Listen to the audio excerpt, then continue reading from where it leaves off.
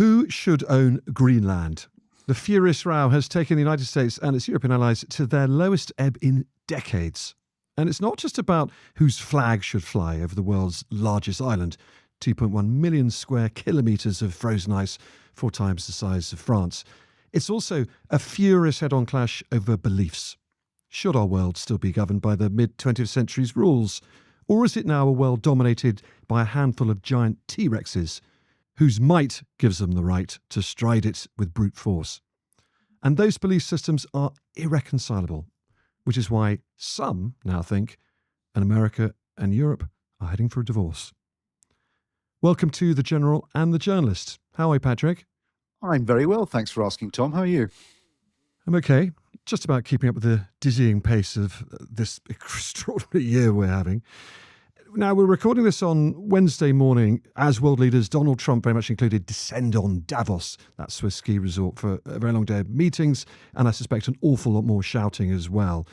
The Greenland standoff may or may not be resolved today or in the days ahead, but the fault lines, and I'm sure you agree with this, and the damage they've already done will very likely remain. But Patrick, before we get to the meat of it, you spent quite a bit of time in the Arctic over your career. I have fun of personal life as well, being half Norwegian.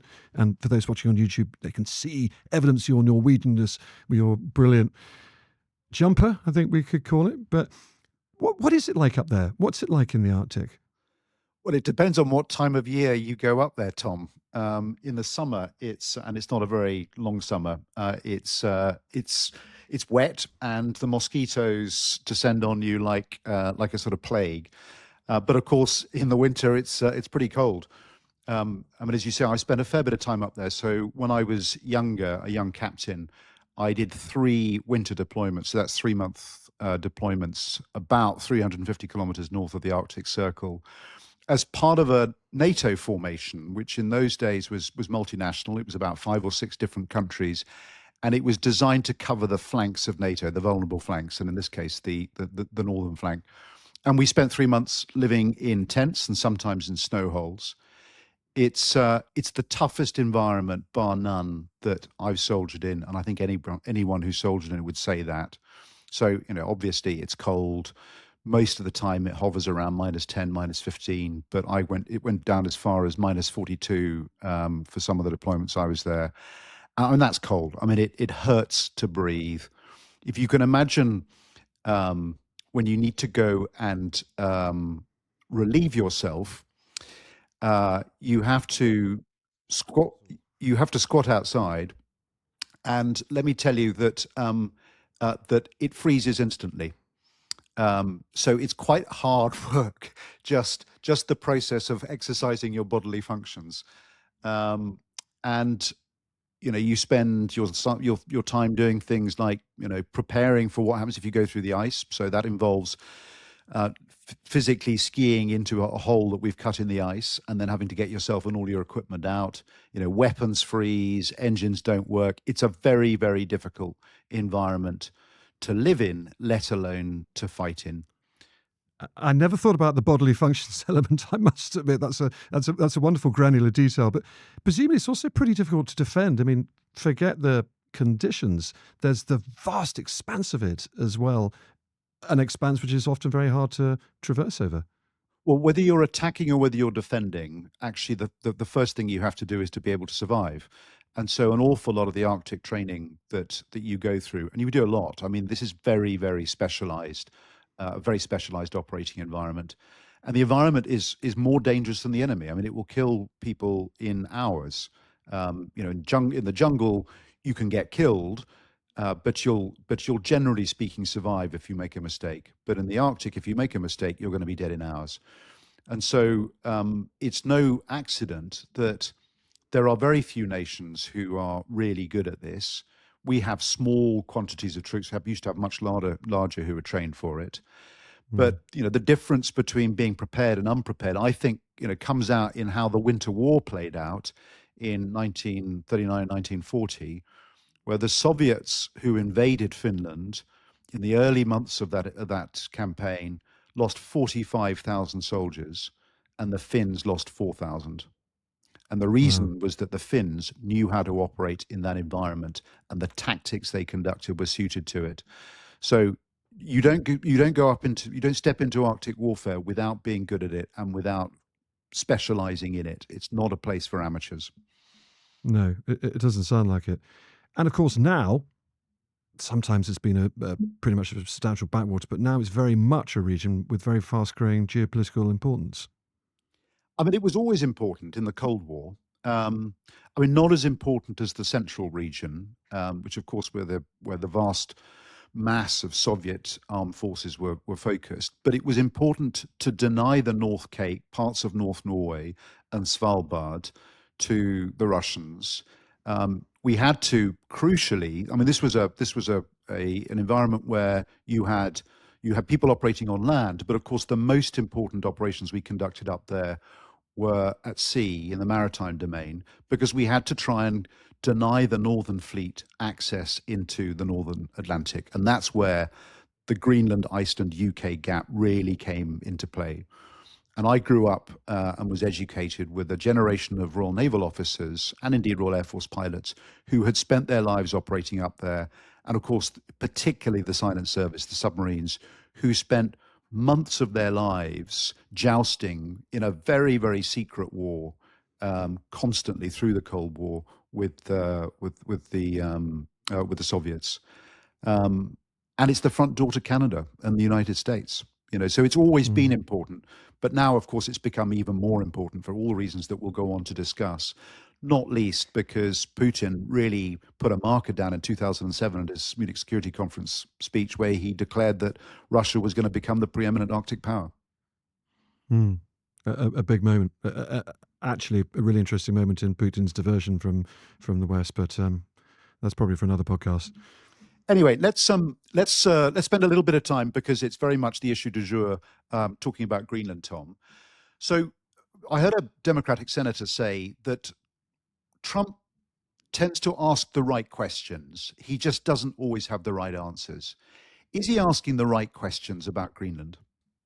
Well, to go back to the senator's quote, true to a point, Lord Copper, it's undoubtedly true, and if you just made the point that, competition is very much now heating up again in the Arctic. China, too, it styles itself as a near-Arctic power now, despite the fact that China doesn't have any Arctic territory at all, obviously.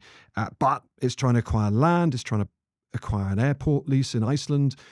It's trying to buy ports in Greenland, all across the Arctic North, Sweden and Finland as well. It's also interesting, the first country to launch a regular China to Europe container ship service via the Northeast Passage, which, because of the melting ice caps, was closed until now. It's now reopening, as is the Northwest Passage, as some argue will be the entirety of the North Pole when the ice caps melt further, probably by the mid-century. And that halves the time it takes to send goods from one side of the world to the other. China's also built a load of oceanography vessels. It's doing quite a lot of research up there. The Americans suspect for dual use, so they can try and get some sort of Arctic foothold if there is a future conflict with the US. The numbers are pretty small, though. China's just not there in big force. Russia has a lot of the Arctic, of course, in its own territory, Siberia. They're just as interested into the trading routes, the new mining opportunities as well. There's a ton of gas and oil to be exploited there, and a lot of minerals, rare earths, particularly, especially in Greenland. So Russia's into this game very much, but militarily, they're building 6 new military bases across there, vast Arctic front, refurbishing another, I think it's 16 or so more deep water ports, more airfields, etc. So, yeah, the competition is heating up militarily and commercially. But there is such a thing as a treaty between the US and Denmark and Greenland, dated back to 1951, isn't there, Tom? There is indeed. Donald Trump's not the first US president to try and buy Greenland. I think by my count, he's about the fourth. Last one was Harry Truman in the 1940s after the Second World War. The Danes at the time said, nope, you're not buying it, but we'll do a treaty with you. And you can basically have whatever military access to Greenland. And America did. And they had 17 bases across Greenland during the Cold War. That's now reduced to one, the Patuxent base on the northwestern corner of Greenland. They used to have 10,000 military personnel in Greenland throughout the Cold War. They're down to 150. But they have the acting right under that 1951 treaty to put anyone pretty much anywhere in Greenland to this very day. Okay, so we agreed that from a geostrategic point of view, from a trade routes opening up point of view, Greenland is important, and Trump is asking the right question about Greenland. But there's another reason, isn't there? And that's to do with its geographic position as it relates to space, and whether that's about space supremacy, whether that's about missile defense, whether it's about being able to detect incoming ICBMs from Russia. Greenland really matters. So tell us a little bit, because I know you've done some geeky research on this, Tom. Tell us a little bit about the space dimension and why Greenland matters so much. Two elements of it. Patufik, that one US base, is home to US's space surveillance network, or its most important radars are there. And they also have something called their satellite ground stations there. So satellites, the best satellites, pass over the poles, the polar orbits they're known as. They can see more that way. And when they pass over Greenland, they download and upload vast amounts of information very quickly. So it's a very efficient place for satellite communication. But here's the thing again, Patrick, you don't need ownership of Greenland to have that. Given that so much of what Trump does has got this sort of brutal mercantilist logic, there's always something in it for him when it comes to resources, when it comes to oil, and of course, when it comes to rare earth elements. So is there something to that? Again, yes. Greenland holds vast amounts of as yet unmined rare earths, 25% of the world's total of rare earths, all those incredibly valuable bits of metal, rare bits of metal that we use to build batteries and computer chips, etc. The extraction's pretty hard. I mean, it is way under the ice, but you can get it. Ditto, 47 trillion cubic meters of unexploited gas is currently in the high north across the Arctic, and that's about a third of the global total of untapped supplies. So yes, he does have a point there, but yet again, you don't need Greenland as part of your territory to get there. You can do these deals. Some of these deals already exist and are already up and running. Yeah. Okay, so let's come to the crunch then. And I think President Trump said this himself a couple of years ago. He sees this as a piece of real estate, and if he has an international relations theory, he's not a realist, he's a real estatist. So is this simply down to acquiring real estate and leaving his legacy as the president who expanded U.S. territory on a colossal scale? For me, this is all about legacy building.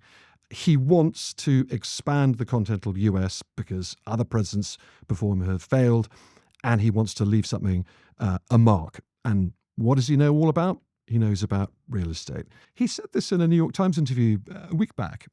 The annexation of Greenland, in his words, and I quote, was psychologically needed for success. So he's really pretty much admitting it. He needs this for his legacy. His time could be running out. The midterms are in November. He could lose control of Congress. That would very much slow everything he wants to do. He's a man in a hurry. Okay. So you've on each of those reasons, you've come back at me and you've pointed out that actually, other than Trump's psychological desire to own Greenland, the US doesn't need to. But when it comes to defending Greenland, has he got a point? Because Denmark, of course, under Article 3, which is clearly not as familiar to most people as Article 5, each of the member states has a responsibility to ensure that it can defend itself, that it can survive attack, that it can provide resilience and security for its own territory. And with the best will in the world, Denmark is going to always be pushed, arguably incapable of defending it against the sort of threats that Trump now asserts are emerging to the territory. So has he got a point? Well, it's a point he's been making vociferously, and it feels like he sort of has, but he loves to talk about, what are there, 14 Danish soldiers and a couple of dogs and a sleigh, and that is the entirety of Denmark's defense of the very north of Greenland. I can't rely on Denmark being able to fend themselves off. They were talking about they put an extra dog, and they were serious about this. They put an extra dog sled there last month. They added a second dog sled. That's not going to do the trick. It's kind of hard to argue against this. I mean, for me, Patrick, and I didn't know much about Article 3 until we started looking at this, it does feel like Denmark is in default of Article 3. It clearly could not defend NATO's northern flank with a couple of dogs and a sleigh. Yeah. Do you agree? I do. But again, I'm not sure that it necessarily requires the US to own Greenland, to defend Greenland. As an aside, I mean, I've met the Sirius Patrol, the soldiers on the Sirius Patrol, and although they've become something of the butt of a joke in all of this this debate, they are amongst the most professional and elite Arctic soldiers in the world. So they're pretty capable. But if all of these arguments sort of stack up as it relates to Greenland, and let's focus for a second on the ones that are the most compelling, which is being able to assure that you can control the Greenland, Iceland, UK gap, this body of water which provides a choke point against the Russian Northern Fleet and its submarines. If that argument applies to Greenland, why wouldn't it apply to Iceland? Or could you end up in a position where you sort of trigger a race for the Arctic, a bit like the 19th century race for Africa, where you've got the United States grabbing territory, and then the Russians go, well, hang on, we're falling behind, and then grabbing Svalbard, also part of NATO, but this is Russia breaching NATO territory. And why wouldn't it matter to Iceland? Because Iceland must be in default of Article 3 as well. Yeah, Iceland notoriously doesn't have much of a defence force whatsoever. But, let's not stop there. Ireland doesn't have much of a defence force. Our producer, Fiona, wanted us to talk about Scotland as a potential Trump target as well. We don't want to create too many headlines by getting a former Chief of General Staff engaging on a Scottish invasion. But this is all a very good point. And look, guess what? Vladimir Putin's already doing this. His argument for invading Ukraine, the special military operation, as he calls it, is that Russia needs to have a great chunk of Ukraine, if not all of it, to defend itself as well. So this is the point. This is the law of the T-Rexes. I need that for myself, so I'm going to take it. And here's another point, Patrick. The Russians are loving this. I mean, if you've been on Twitter any time of late, or X as we now call it, it's full of Russians chomping at the bit at this what they couldn't do for 80 years, divide and split NATO against them. Trump is now doing with this Greenland debate. One of many quotes, Kirill Dmitriev, who's a billionaire and close advisor to Putin, he tweeted, "The collapse of the transatlantic union, finally, something actually worth discussing in Davos." So, they're sitting here with popcorn, loving every second of it. And that, for me, is a depressing sight. I mean, when I was sort of doing a bit of background reading into this, I came across a podcast. In fact, Fia, our producer, sort of shared it with us. And there was someone speaking on there who would come from, I would guess, sort of the MAGA wing of the Republican Party, who was channeling a view that there are large parts of MAGA, the MAGA belief system, that are opposed to NATO, that don't believe that NATO should exist, that think NATO is acting as a constraint on US foreign policy. I mean, is that what's going on here? This is actually Trump trying to dismantle NATO. See, I don't think it's Trump per se. I think Trump is quite conciliatory about NATO. NATO's a great thing, and no one's done more for NATO than me. So there are, however, absolutely some in his coterie advising very strongly that NATO is basically adverse to the T-Rex world, the world of the big powers taking what they want and dividing up between them. That's why we're talking about a divorce. It's those two belief systems which, are now clashing sort of absolutely head on. And, let's talk about that divorce, Patrick. Worst case scenario, what would it mean for us if the US did abandon Europe, if you like, pull all its military and intelligence support from the European continent? What would that look like in practice? Well, let's just get into the why we're presented with this dilemma. And I guess Europe, I think, is belatedly slowly coming to a moment of consciousness, of recognition that the world has fundamentally changed. And you'll know that quote from Thucydides, the Melian dialogue: "The strong do what they will, and the weak suffer what they must." And Stephen Miller expressed that more clearly than I've heard anybody else express it, where he said this is a world of raw power and only power matters. You can talk all you want about international niceties and everything else, but we live in a world, in the real world, Jake, that is governed by strength, that is governed by force, that is governed by power. So Europe now finds itself besieged, on the one hand from Russia, on the other from China, with threatening, what could amount to an export crisis. And now the bit that no one saw coming is the United States. And it was expressed in the national security strategy. And what comes through that, what permeates through it, is this hostility, which is both, I think, personal to Trump, but also to the sort of MAGA belief system, to Europe, and particularly to the EU, and a contempt for European weakness. Incidentally, the UK is in the worst possible position of all, because not only have we separated ourselves from where we could take refuge as part of Europe, but we've made ourselves totally dependent on the United States. And that feels like a strategic blunder. So I'm not sure that we are facing a total breach. I still think that's unlikely. I think the United States have got too much to lose. But as you say, let's just go through what it would take, what it means to breach, to divorce from NATO. Let's look at the detail then, shall we? I mean, you'll know this back to front. What would a Europe look like without the US military there? What would we miss? What would be the gaps in our defence if there was that total break and they took everything home? Well, I guess the first and the most important gap would be the support for Ukraine. Now, arguably, that's already happened at the political level. It's hard to read what Trump is saying and doing around Ukraine as being anything other than trying to force Ukraine into an unequal settlement with Russia. And it's no longer about the money either, because the United States are not providing money to Ukraine. That's coming from Europe. But it does mean things like potentially the loss of Starlink, and that means space-based targeting and intelligence.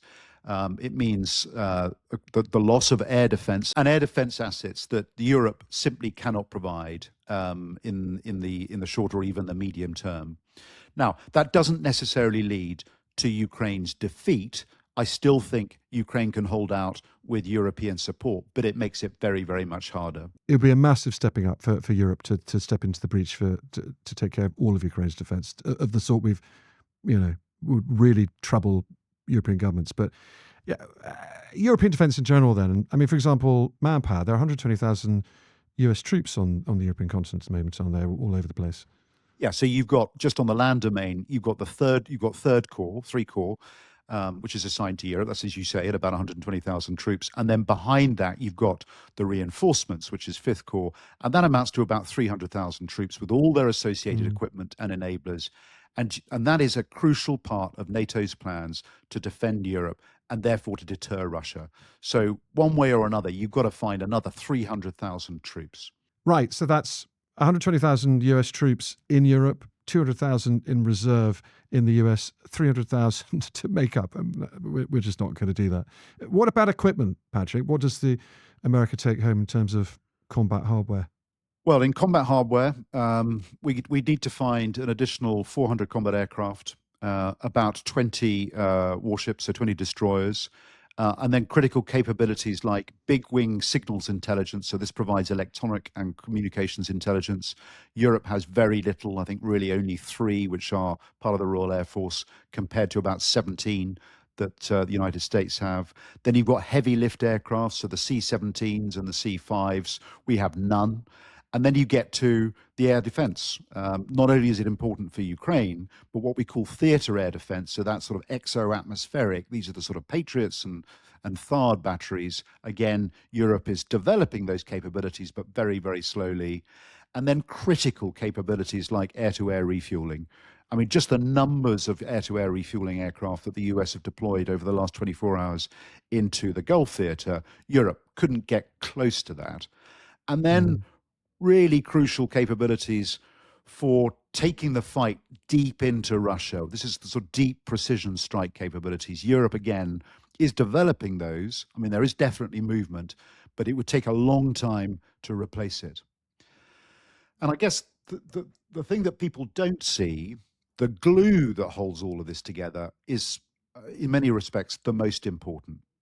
And that is, there's a formation called 21st Theatre Support Command. And this is a logistics formation, but this is the formation that knits Europe together logistically, that is able to provide logistics, ammunition, fuel, spare parts at a scale and with an efficiency that no one else can do. There's a single most important formation in NATO that the Europe contribute, it's 21st TSC. And then you've got the command and control spine. It's not just the people, the fact that the Supreme Allied Commander Europe is an American, but it's all of the US headquarters, the US staff officers, the communications architecture, the command and control spine that they provide. and then the targeting and the intelligence enterprise. And that's underpinned by satellites, which Europe doesn't have, signals intelligence, which comes from, partly from GCHQ and other European agencies, but mainly from the National Security Agency in the US. These are the things that really give us our cutting edge as advanced Western forces that are capable of deterring Russia, and all of that falls away.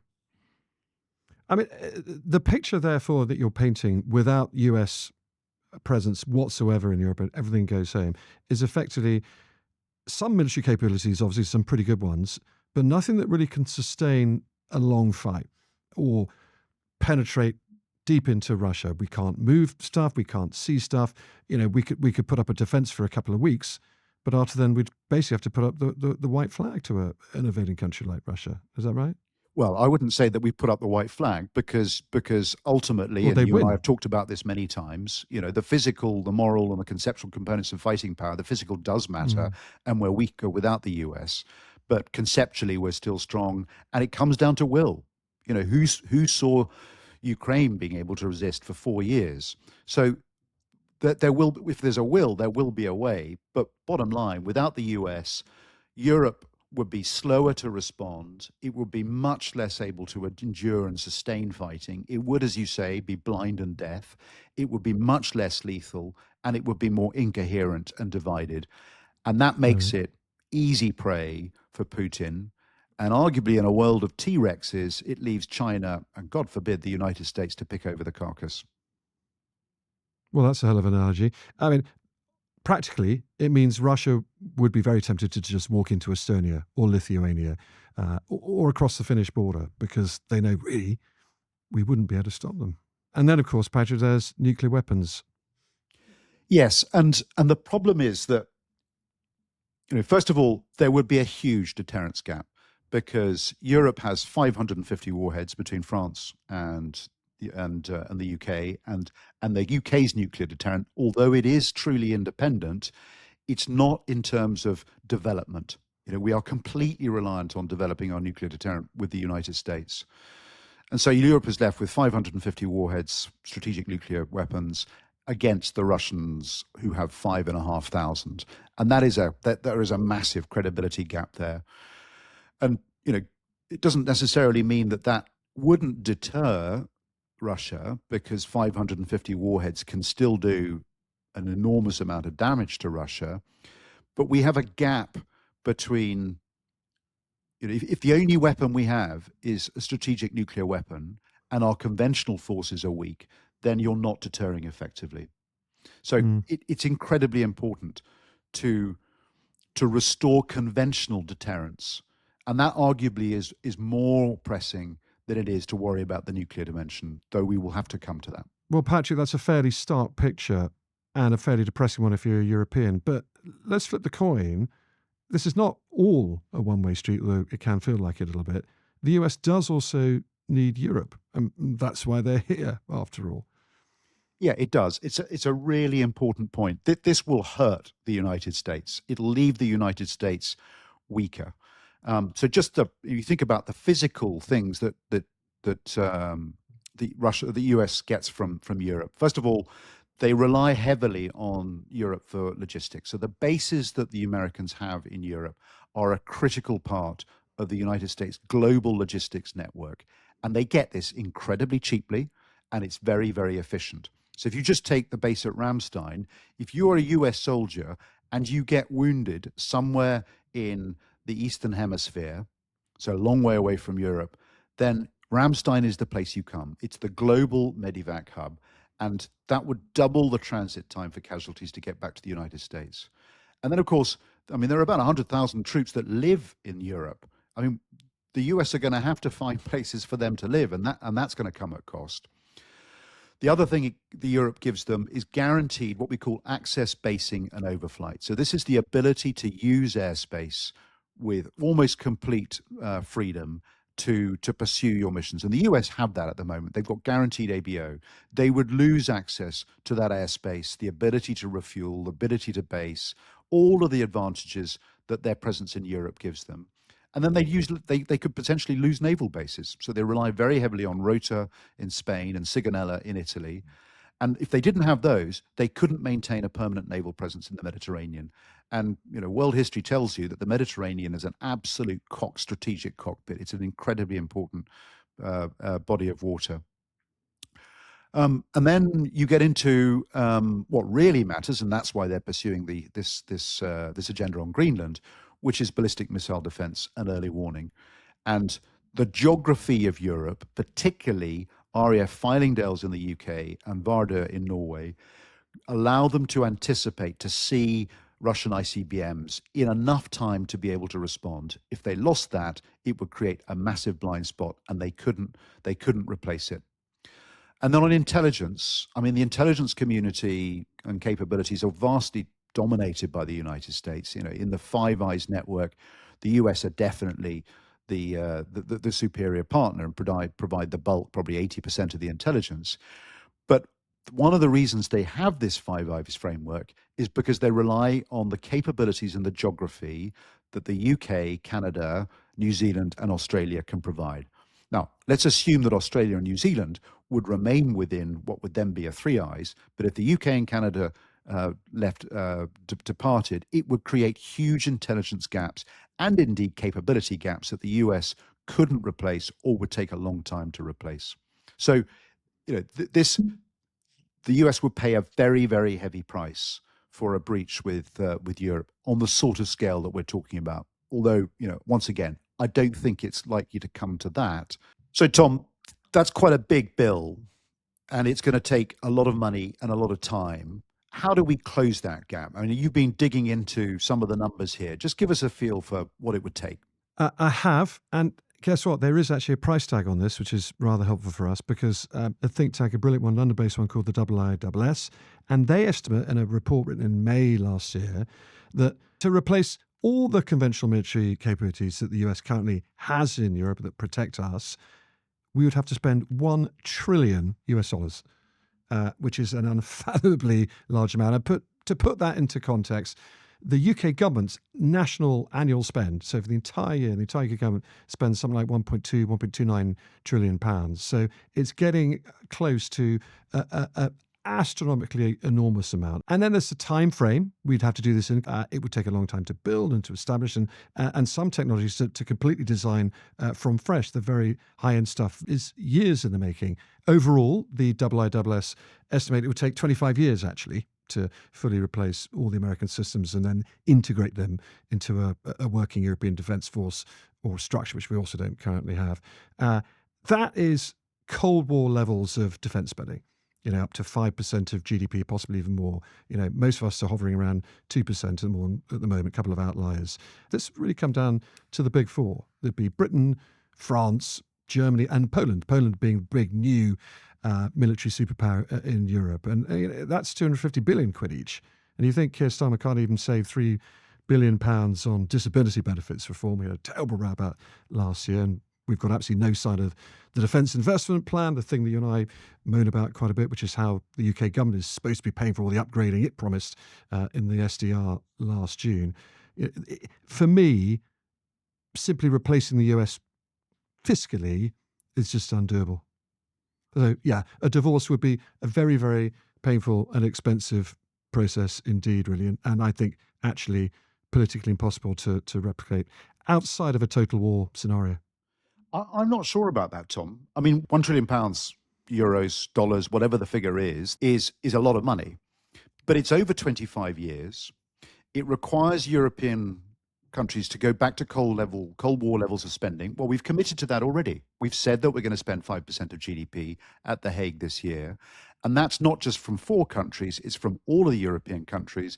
And Europe already has a plan through a variety of financial instruments to spend 800 billion over the next decade.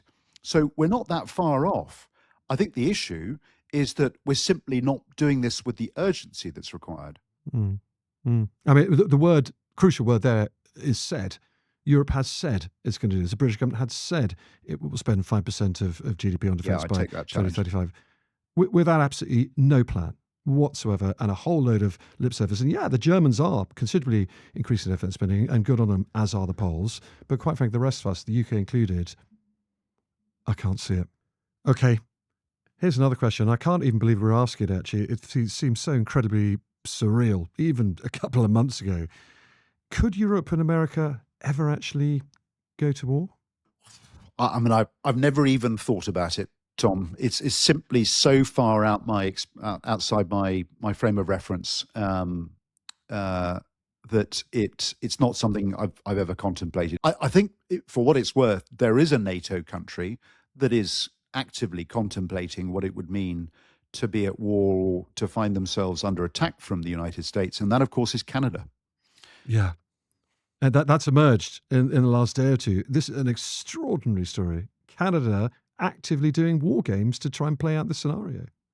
I mean, I think that the Canadians are taking the rhetoric from the White House very seriously. You can see that Mark Carney is leading Canada to develop more and more strategic autonomy, to be ever less reliant on the United States, and they're showing their teeth. So it would be irresponsible, given what they have heard and seen from the United States, if Canadian military planners weren't at least considering scenarios that they would have to put through. Absolutely extraordinary. Anyway, so there's an awful lot of sound and fury behind all of this. And playing out as we record this in Davos, we've got some very, very stark statements from European and world leaders. A very powerful, very compelling speech last night from Mark Carney, the Prime Minister of Canada. Even the Belgian Prime Minister has been quite outspoken on this. So what do we do about it? I mean, you've got two different approaches. You've got those who stand up to Trump, or who are advocating stand up to Trump. So the Chinese stood up to Trump, arguably Brazil stood up to Trump, and Macron is threatening or trying to encourage Europe to use, or to threaten to use, its so-called big bazooka, the anti-coercion initiative. Whereas you've got other players like, arguably like Alexander Stubb, and certainly Keir Starmer, who are advocating for a much more softly, arguably accommodating tone. What's the best way to go? It's interesting, isn't it? But I think actually the reality is still the same, because the message that both Starmer, Macron, and Merz in Germany are giving President Trump in private is, look, this door is firmly closed. We can say it nicely, we can say it nastily, but you ain't getting Greenland. It really will be potentially over our dead bodies. So if you want this fight, you will have a horrendous trade war coming away, and potentially worse. And it would appear from the noises beginning to come from Trump that I think that's actually beginning to have some effect. And let's remember, this isn't just Trump. The US's Congress, it's other Republicans, it's senators, it's governors, and Trump would face incredible opposition if he, I think, went much further than this. If he obviously did use military force on Greenland, it'd be against the law. That begs another question, doesn't it, Patrick? That whether senior US military officers would agree to even carry out those instructions to invade Greenland, knowing that they would also be putting themselves in the firing line to getting prosecuted as well. You've got good connections at the top of the US military. Have you spoken to your mates over there? What's their thinking? Would they resign first rather than invade Greenland? I don't think it's quite as clear as you're painting it, Tom. So I certainly know US sort of senior or retired US military officers who would resign. But it wouldn't be as clear cut that it was illegal, because, of course, prior to any military operation, whether it's conducted for law enforcement purposes, as it was, under that guise with Venezuela, or for other purposes, you will have batteries of lawyers who will be making a case for why this is legal, and and will be making the case that this is a legitimate and legal operation, or they'll provide a legal framework for it, and asking or expecting military officers, regardless of what rank they are, to make sophisticated legal judgments. That's an unfair position to put them in. So I think this would be less about legality, and it would be more about morality. And in that case, I think there are a fair number who would actively consider their position. Let's put it that way. Have you spoken to any, messaged any over the last 6 or 7 days who are still in service? None serving, because it would be unfair to even quote or reference them. But certainly, from many I've served with, I mean, they're aghast at what's happening.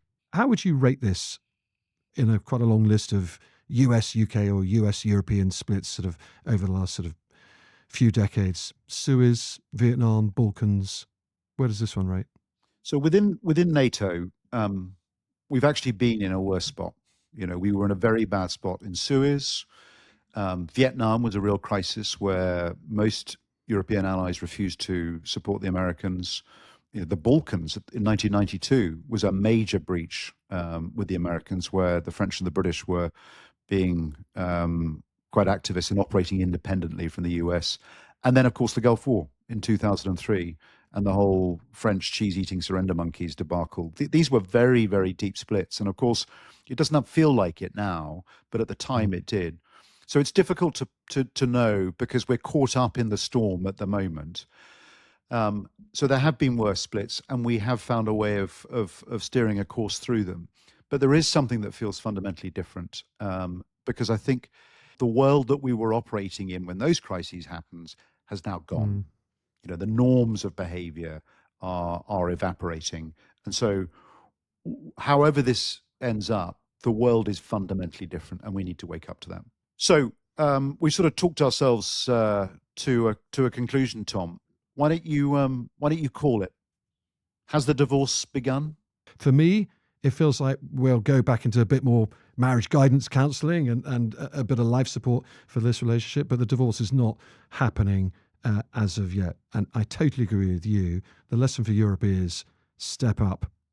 If this is a world of hard power now, whether we like it or not, we need to harden up and get a bit more hard power of our own. How about you, Patrick? Yeah, I think I agree with you on almost everything. Is it a rupture, as Mark Carney said last night?